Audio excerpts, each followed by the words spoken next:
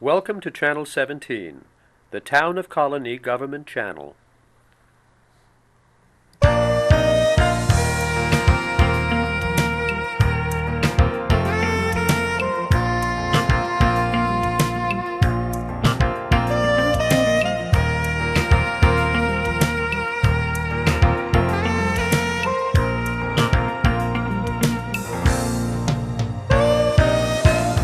Hello and welcome to Focus on Health.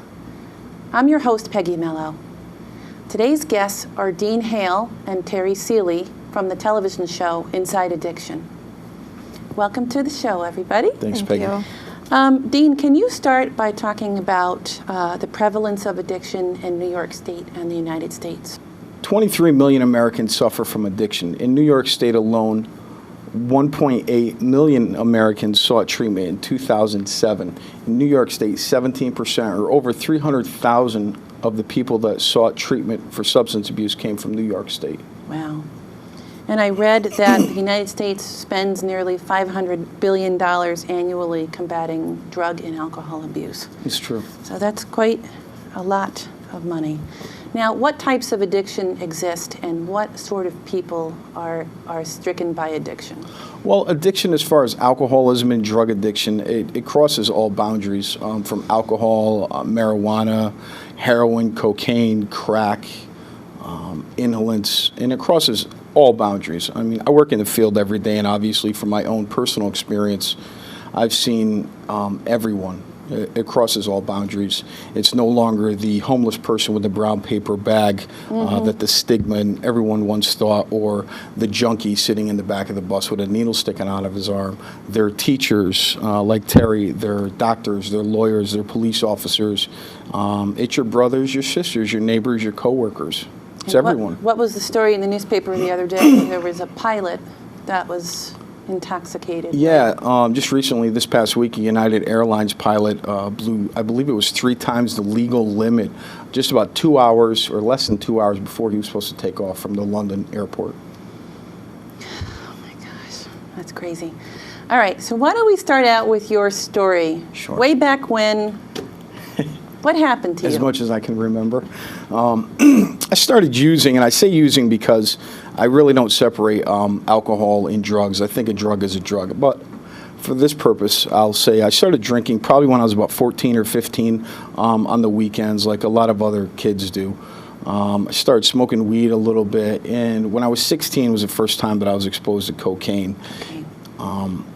And from 16 to 20, I used periodically, mostly on the weekends. But once I hit 20 was really when it took off. And to be honest with you, I think no kid, we always ask our children what they want to be when they grow up. And no kid says, I want to be a drug addict when I grow up. Nobody wants to be an addict. No one wants to have an addiction. But I really think for addicts, it may take a while. And of course, my tolerance in my use and the frequency increased over years. But I really think once I picked a substance up that I was addicted. So it was just cocaine, but never crack cocaine, or did it also become crack cocaine? It never became crack, but cocaine and crack, they're the same thing. It depends on the method of use. You're either sniffing it or you're smoking it. But crack is cocaine. Cocaine is crack. Crackheads and people that use cocaine, they're no different. I'm no different than somebody that smokes crack. It's just the method that you use it, whether you sniff it, whether you shoot it, whether you snort it. Now, during this whole time, you were functional the whole time. Were you going to school? Were you working? What were you doing? Well, it's always interested me when people say they're a functioning alcoholic or they're a functioning addict, because there's absolutely nothing functional about somebody that's addicted to drugs or alcohol. Yeah. It's basically they have a series of not yets. They haven't lost their job yet. They haven't killed someone yet. They haven't lost their family. They haven't gotten a divorce. They haven't lost their car or their house. So for that matter, I had a lot of not yets. I lived through a lot of not yets. I worked. I went to college. I skated through life. Mm-hmm. And how did you pay for your drugs?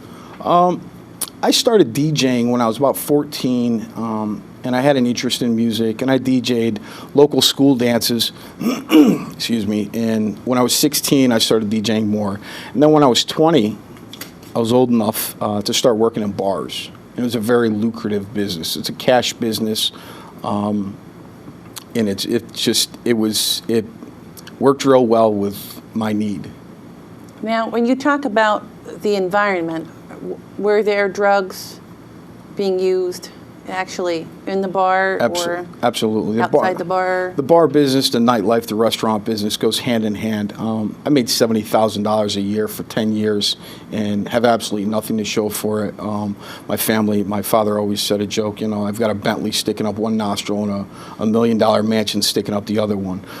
Absolutely. I would use in bars. Customers would tell management that I was using, and their response would be to kick patrons out. At one point, I was seen using in a DJ booth, and the solution for that was the next week I came into work, they put a door on my booth so nobody could see me snorting coke. That was the solution to the problem. Wow. And was your family aware of what you were doing? Addiction and mental health really go hand in hand. So I think for many years I sought treatment through the mental health field. I was on pretty much every antidepressant and antipsychotic that any doctor would give me. And I think I was misdiagnosed because I would not come forward and I would not say that. So here my parents would be trying to explain my erratic behavior, which is very similar with addicts to bipolar or schizophrenia. So you're saying like quick to lose your temper, just quick to emotion, basically. All over the place. Depressed, suicidal. Then you're happy, then you're sad. Roller coaster. Quiet. Happy, sad, up, down, whatever it was, depending on my use. But how does family adapt to that? They just say, well, that's Dean. Denial. Well, it's interesting you said that because I think that's a key piece because all throughout my life, anything I did, whether it be if I were arrested, whether it be my actions, verbally, physically, whatever, that was kind of the attitude. Everyone that I surrounded myself would just say simply that's just Dean. Oh, gosh. Did anyone approach you and say, I think you need help. I think you need to go see someone? Sure. I would say since my drug use really increased from like 20 to 34, I would say I probably can't count on one hand the people that didn't tell me. I had drug dealers that I would buy drugs from tell me, you're going to kill yourself. And these are people that I would spend, tens of thousands of dollars a year on. I mean, the dealers would even tell me. The dealers were trying to refer you to Oasis, huh? Well, not exactly that. They were just saying, slow down, probably because they figured sooner or later I would kill myself. Then their meal ticket would no longer be. Now, coming from a person, I know nothing about where you would get drugs. Yeah. I mean, do they deliver drugs? Do you go to a drive-through and get drugs? I mean, do you go into the projects or the ghetto and get drugs? Or are they everywhere? Drugs are everywhere. I've bought drugs. I sold drugs for many years. You name it. If I heard some of the things that I've been involved in, if I read them in a book, we just went to the movies this weekend. If I saw a movie about my life, I wouldn't believe it. Some of the things that I've seen, people involved in drugs, delivery practices. One of the things that I always found interesting was he told me he used to sell and, do that sort of thing in like a McDonald's. And they used to go into McDonald's and, get the soda and buy a fry to make it look like they were patronizing McDonald's. But how do you do it? I mean, you walk up to the register and say, what do you say? There's just no. Can I get a number 12? Well, there's no fear. A code? There's no fear involved. It's just so people don't understand it. It's so prevalent. I mean, to be honest with you, I've had the armor all bubble. I've had police officers deliver cocaine to me. Yeah. Now, why would they do that? Because they were selling drugs. Oh, okay. So basically, it's not just a corner that's in the worst part of Troy or Schenectady or Albany. No. It's anywhere. It's everywhere. It's in Colonie. It's in Loudonville. It's everywhere. If I can just jump in for a second, just to let you know how I purchased marijuana one time. when I was teaching, I found out that a student teacher who was at my school was selling it, and I bought it from a student teacher. We did it off campus, but you can do it anywhere. Here I'm a teacher, and I bought it from a student teacher, so, yeah. Well, and I thought they would never sell it on the grounds of a school either, but You Yeah. thought you'd what never, do I know? and I thought I'd never see the day that a off-duty police officer would pull up in a police car and deliver us drugs. Well, did you ever feel at any time that your life was in danger because of a Never. drug transaction? Never. Never once. I was invincible. I knew everybody. I knew tons of cops. I hung out with tons of cops. I knew tons of lawyers that did drugs. I would be in bathroom stalls sniffing cocaine with police officers 2 feet from me, right out in the open. Well, and I'm saying, how do you go into a stall and snort cocaine? I mean, don't you need something to snort it off of? Back of a toilet. I'm so clueless. Back The of a back of a toilet. toilet. Yeah. That sounds a little dirty to me. But you didn't care at that point, right? I mean, no risks of being arrested. I slipped through the cracks. I worked for the Saratoga County Sheriff's Department at one point when I was active. So you were a corrections officer in a jail? Mhm. Were you supplying No, inmates? never. And no random drug tests? I mean, I would think in that kind of job there would be drug tests. How do you get around that? You'd think there'd be drug tests, but then that would mean we'd test everybody. That's exactly why there's not drug tests. So what other kinds of jobs did you have? I worked in public radio for 7 years. Mainly, I always fell back on DJing because it would allow me to, it worked well with my habit. You're more often awake at night than in the morning? Is that When I was it, using, or- I'd be lucky if I slept. When I closed my eyes and then they didn't open back up, that's when I would sleep. But I would be up for days. Okay, so basically it was 14 years Mm-hmm. of cocaine and alcohol addiction. Yeah. Okay, and recall some of your bad moments or worst moments. Worst moments would be, police contact 3-4 times a week, being so paranoid that I would barricade myself in a room, hallucinating, having audio hallucinations, seeing things, having my legs cramp so bad for hours because I would stand up and peek out blinds for 7 hours at a clip because I thought there were snipers in the trees. Your bridge episode. Yeah, the bridges. Walking around outside naked with loaded firearms, being paranoid. At one point, in a cocaine-induced psychosis, I jumped off a bridge and was pulled out of the Mohawk River the beginning of April, about 5 years ago, with helicopters and airboats. And you talk about headlines in the news, and people read about somebody that was found somewhere. And one of the things that you talked to me about during our pre-interview was that people don't realize that it's because of drugs or alcohol. Yeah, absolutely. Because of addiction. Well, they don't. I mean, if you open up the Times Union today, if you open up the Daily Gazette, any of the local papers, if you see a young person and it says died unexpectedly or sudden death, it was a drug overdose.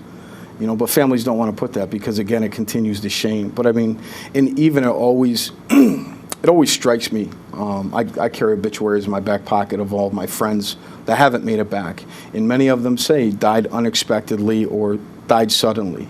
What part of someone being a drug addict for years and then they die don't you expect? I mean, are there guidelines for obituaries when you're not allowed to say Not at all. the Not reason? At all. Not at You're all. pretty much open to say whatever you want to say in an obituary. Absolutely. Because if I were a family member, if I was a mom and it was my son that just died, I think I'd be a little open about the obituary. And there saying, has- this there is ha- why he died, and this is what you can do to help yourself.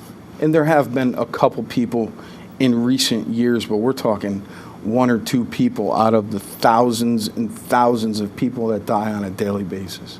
Every day, you just don't hear about it because, first of all, society, no one cares about a drug addict unless it's your kid. It's one less person the system has to pay for. But tell me about your friends. All walks of life. I mean, Somebody that you just lost, right? Mm-hmm. A few months ago. Mm-hmm. Who was off drugs for how long? 5.5 years. 5.5 years. Just won an award back in August from Albany County. Stop DWI. Yeah, 5.5 years clean. He wasn't our friend. He was someone that we had interviewed for our show Inside Addiction to highlight and recognize people who have positively contributed to the field of addiction. And he was awarded this really nice plaque and award in front of the whole community. And he had his stuff together, and Yeah, 5.5 years clean. he went out one night and actually. So it was one night of drug use. That's it. And One that took time, his life. One-time relapse. Went from not doing anything to. It's a chronic progressive disease, and that's what people don't realize. I mean, this is a one day at a time thing. It strikes me because I've been clean since 2007, but actually when somebody says how long do you have clean? I've got today. That's it. Because one bad decision, it But happens. the reason that you carry obituaries in your pocket, and everywhere you go, Every morning, you have them. first thing I do is put them in my pocket. So it's a reminder to you of what? My name could be on one if I ever used again. It's real black and white. I mean, for me, it's real black and white. There's no gray area. Addiction is life and death. If I pick up again, I'm going to die. I have no doubt in my mind whatsoever. And I remember, I used to work in a trauma center emergency room, and I remember the day that there was somebody who was a heroin addict whose vein collapsed. Mm-hmm. And the doctor is, of course, telling him, you really need to stop taking heroin. And the guy just looks at him and says, Doc, your job is to fix my vein, so do your job. Man, And that's the end of the intervention. it's like, it's like you're not, your ears are closed off to any kind of medical providers telling you anything. Just fix the vein, and I got to give myself another hit. I can't shoot if my veins collapsed. Right. Exactly. Well, how many times have you overdosed in the past?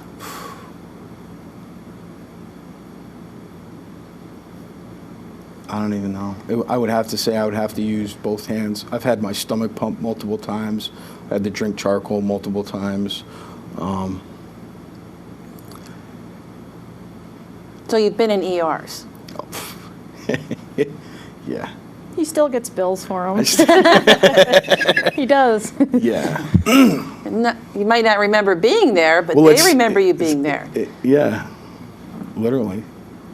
But what was the point where you said, I can't do this anymore? When was it? July 7th, Yeah. 2007? July 7th, 2007.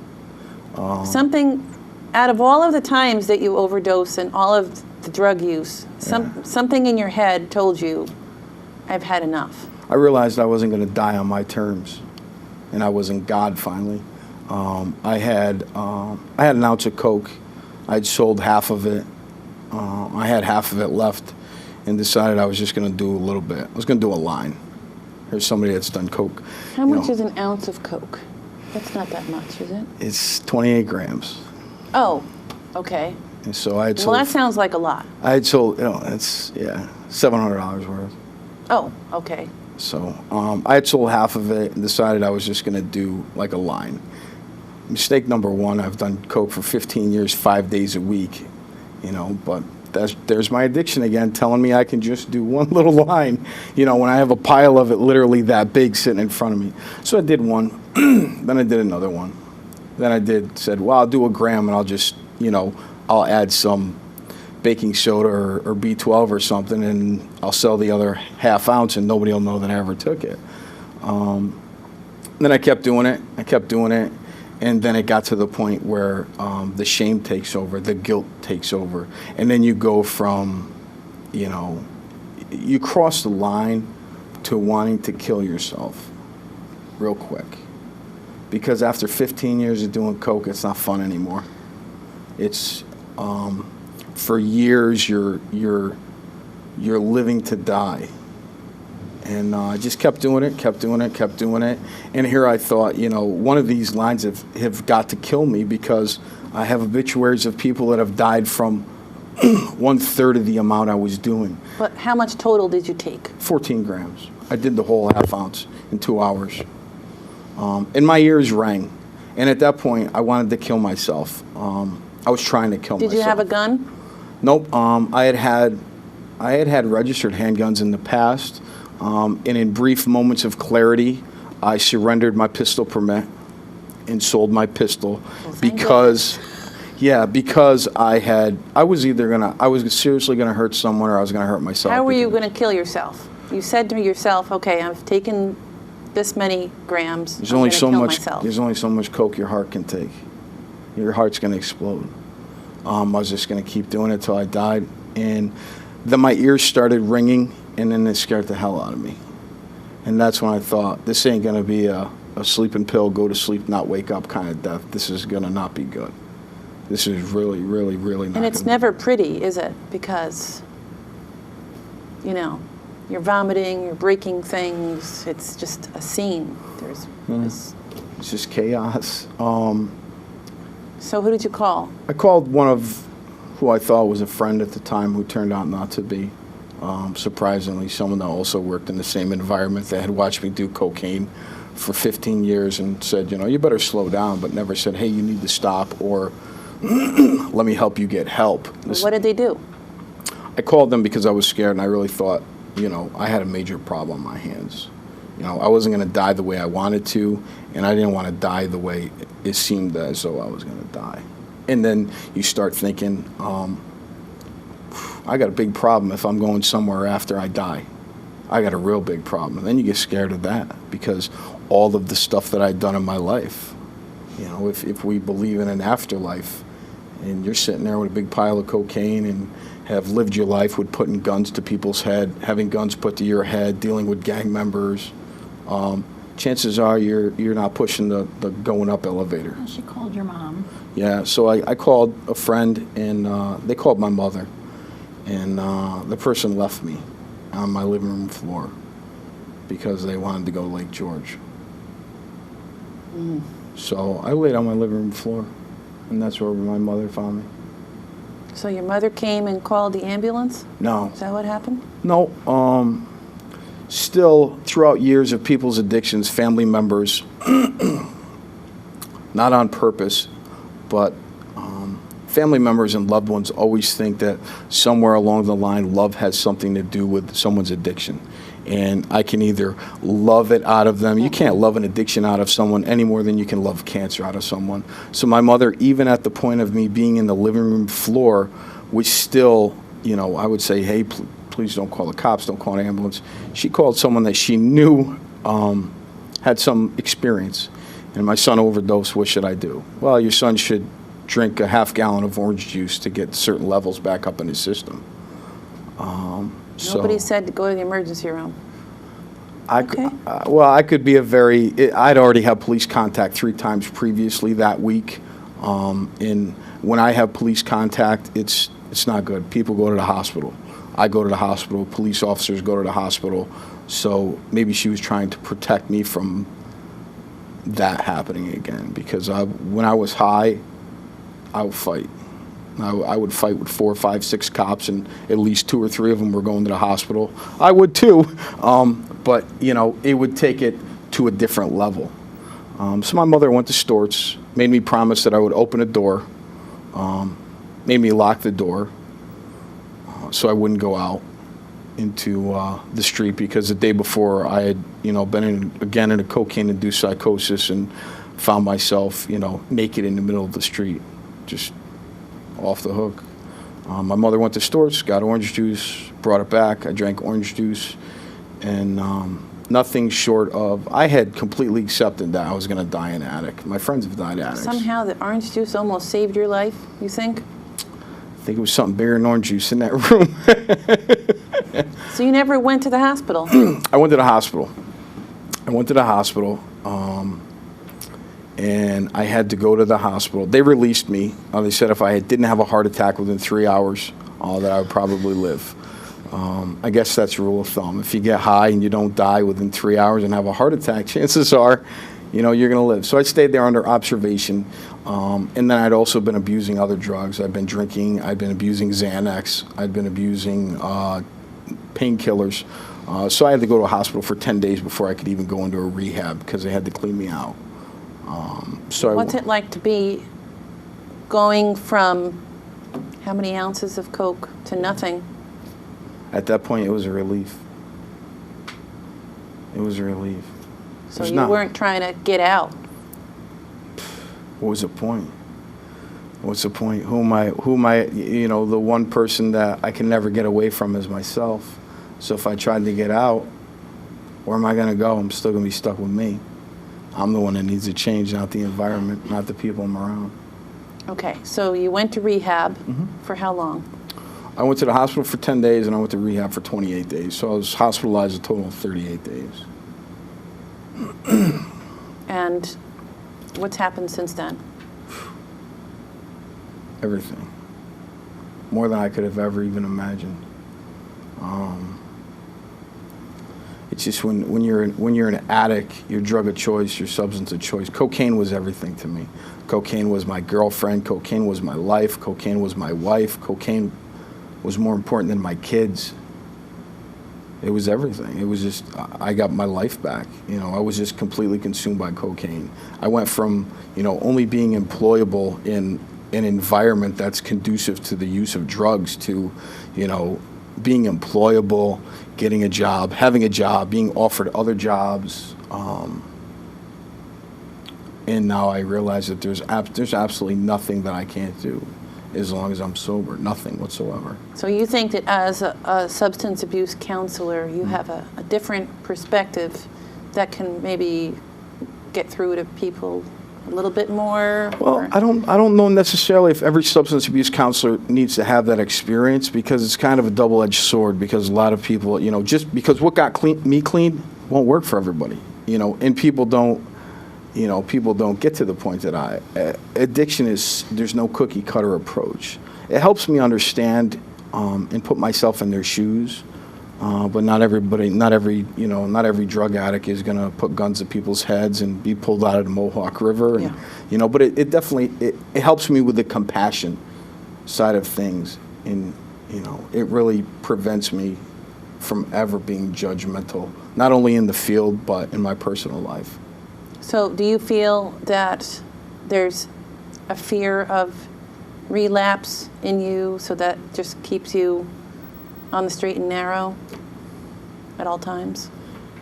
It's, I don't know if it's a fear, it's a respect. I know. I mean, I've seen people that have had 5.5 years clean die after one time. I've seen people that have had 13 years clean that don't die from overdoses, but are so overcome by the shame and the guilt that they commit suicide. And if this person's a recovering addict and I'm a recovering addict, what makes me any different than that person? If it can happen to them, it'll happen to me. But statistically, it happens frequently, right? Depending on the kind of addiction. 1 in 10. 1 in 10 people don't relapse. Don't? Yep. Okay. So tell me about your Inside Addiction show. Sure. The goal of the show, it originally started, I was invited to do an interview about some recovery jewelry that I made. They were clean slates necklaces. It was hand-cut slate. On one side was blank. The whole idea of anybody having the opportunity to get a clean slate at any time, and the other side of it would be hand-painted their clean date. So I was invited to come onto a show and talk about that. And then after the interview, the host of the show asked me to speak to the station director. And I said, and they said, would you be interested in doing a show about addiction? I said, absolutely. I'll talk to anybody that'll listen, and I'll talk for a long time for people that won't listen, and try to get them to listen.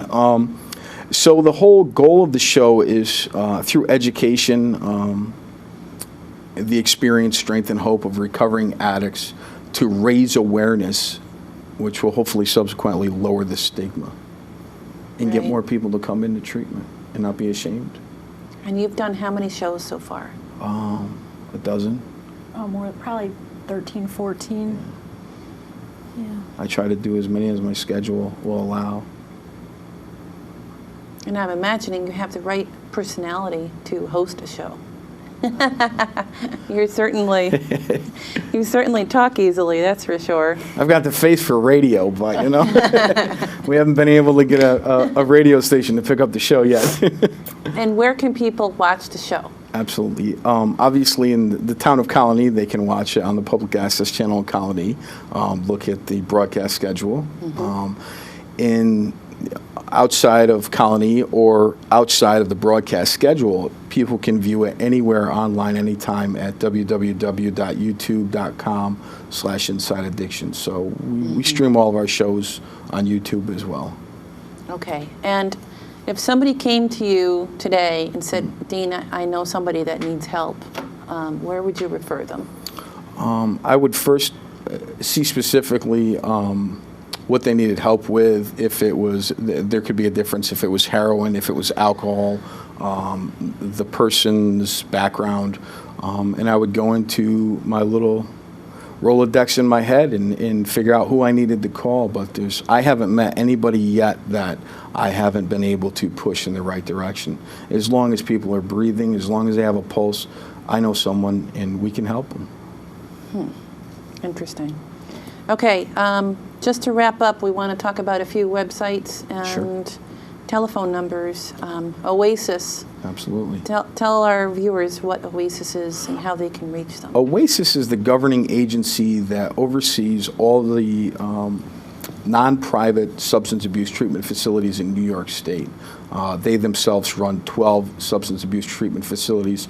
For example, if someone in this area were to go to a state-funded treatment facility, they'd probably go to McPike in Utica. That's actually where I went. Or they would go to St. Lawrence. St. Lawrence and McPike ATC service the 17 counties, which include Albany County, Schenectady County, Rensselaer County, Saratoga County. All right, and just the toll-free number for Oasis. I Well, have it. The written toll-free here. number, Need it. I think it's 1-877-8-HOPE-NY. You got it. Okay. All right, and then you also have a website for Inside Addiction. Absolutely. What's that? It's insideaddiction.org. Okay, and then you already mentioned the youtube.com/Inside Addiction. Absolutely. Great. Okay, we're done with part 1. Thank you very much. Thanks for watching. We hope you can stay tuned to part 2 of our Inside Addiction series.